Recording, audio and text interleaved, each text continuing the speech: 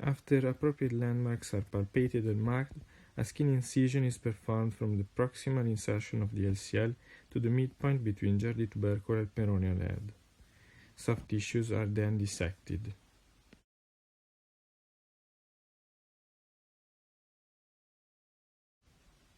A 10 to 12 mm wide graft is harvested 1 cm anterior to the posterior border of the ITB.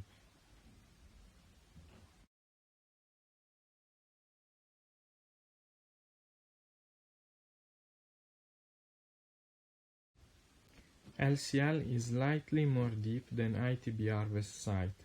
Care should be taken during the harvest.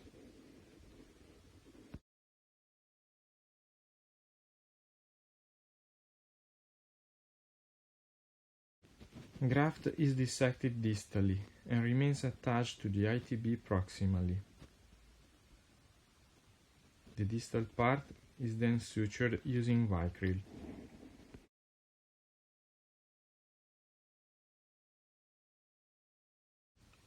Once LCL is identified, for figure position may help, anterior and posterior dissection is performed to facilitate the passage of an O'Shaughnessy forceps underneath the ligament from distal to proximal.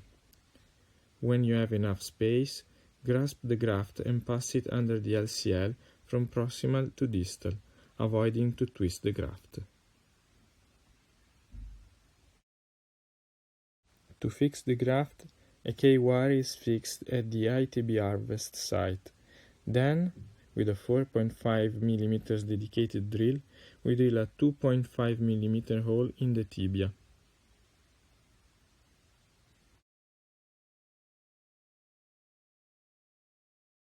The sutures of the ITB graft are passed through the eyelet of the 475 biocomposite swivel anchor, which is then inserted in the tibial drilled hole. The eyelet of the anchor is advanced into the bone socket until the anchor body contacts the bone.